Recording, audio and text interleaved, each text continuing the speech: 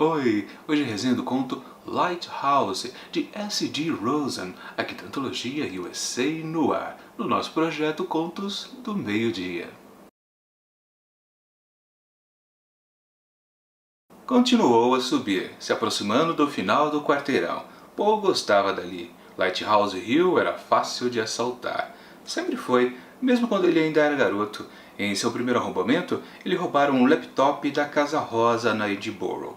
Tinha sido muitos anos atrás, mas ele se lembrava. O planejamento, o serviço, o coração disparado, o produto do roubo. Tudo. Esse é um trecho ali do começo de Lighthouse, de S.J. Roman, que conta a história desse cidadão furtador de residências chamado Paul. Como vocês viram no começo, lá na sua infância ele já furtava algumas coisas, mas ele cresceu e continuou neste ofício, só que agora ele tem alguns cúmplices, que ele denomina como os caras. É o Larry, o Stu e o Roman. Três amigos, entre aspas, né? Na verdade, são caras que gostam bastante daquele tipo de profissão e meio que ficam forçando ele a ser mais efetivo nesses arrombamentos. Na verdade, esse bando de malandros nem se esforçam muito, né? Ficam atiçando o Paul, porque na verdade quem faz todo o serviço é exatamente aqui o protagonista da história. Ele que fica andando pelas ruas, sondando as casas, dando uma olhada, verificando a atividade das pessoas moradoras das casas. Ou seja, ele faz de tudo e os outros lá ficam só cutucando ele. O problema é que chega um momento em que, na verdade, esses furtos vão evoluindo para roubos. Vocês sabem a diferença, né? Quando é roubo, a vítima está presente e começa a ter uma certa violência para com elas. E o que resulta de tudo isso eu não vou dizer, porque senão estraga a experiência de quem ainda pretende ler este conto. Minha avaliação do texto. Não demora muito para a gente perceber durante a leitura deste conto que ele é meio truncado. A narração que temos aqui, ela parece que esconde alguns detalhes da gente, mesmo que seja até detalhado do que acontece, o comportamento do protagonista, o Paul, junto com seus cúmplices amigos, entre aspas, né? Pelo menos é uma sensação que eu tive ali no começo da leitura. Mas vai passando os parágrafos aqui e ali e você percebe que a história meio que não anda. Embora ela esteja contando que o novo planejamento, né, do novo roubo, eles vão fazer um assalto num museu, por exemplo. Mas a história fica patinando. Depois ela começa a ter alguns flashbacks de outros furtos, justamente onde começou a ter aquela mudança de furto para roubo, onde eles topavam com alguma vítima e começava a rolar uma certa violência. Mesmo com tudo isso sendo narrado, parece aquela sensação de estar faltando algum detalhe importante. Isso acontece exatamente por causa da confusão da narração ali.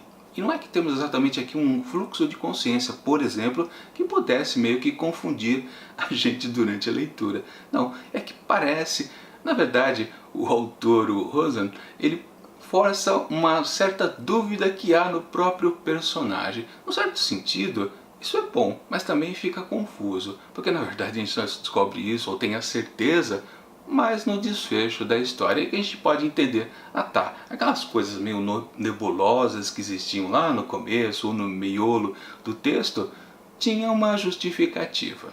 Mas também, depois de um certo tempo, meio que você começa a sacar qual vai ser o final aqui dessa história. Na verdade, é bem declarado qual é a grande sacada aqui desse conto. Para alguns pode ser algo bem interessante, original, sugestivo, mas também se você começou a sacar um pouquinho antecipadamente, pode ser que o final não seja lá de grande coisa. Onde acontece aquela situação, né? Não, peraí, isso eu já sabia, ou pelo menos eu saquei um pouquinho antes. Então pode rolar uma certa frustração no desfecho da história. Obviamente que eu não posso dizer nenhum detalhe do que é que acontece, dessa pequena reviravolta, porque senão estraga toda a experiência realmente de ler esse texto. Eu tenho que ficar com a boca fechada.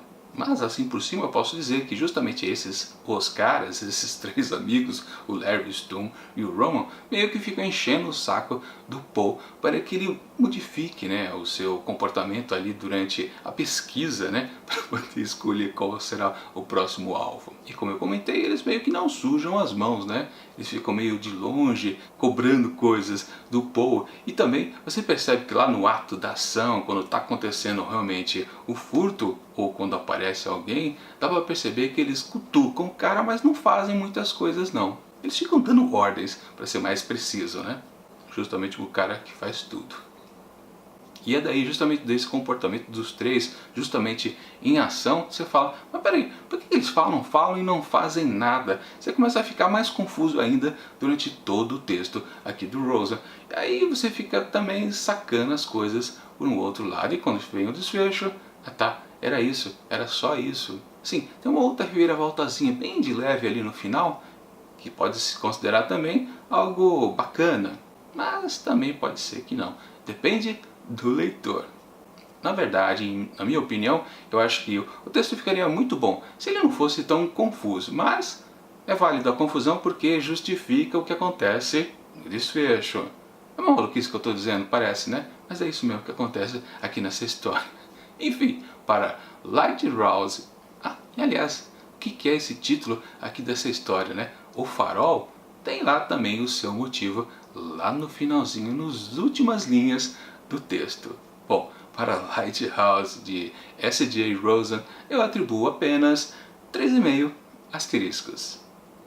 Bom, é isso. Semana que vem, na terça-feira, mais uma resenha aqui de USA no ar com outra história sombria, policial no ar. E amanhã já temos resenhas de Apenas uma Mulher e Outros Contos, com outra história de G.H. Lawrence. Claro, tudo isso aqui no nosso projeto Contos do Meio-Dia, e enquanto esses dois vídeos não chegam, eu deixo aqui do lado dicas de outras resenhas também aqui do projeto. E até mais!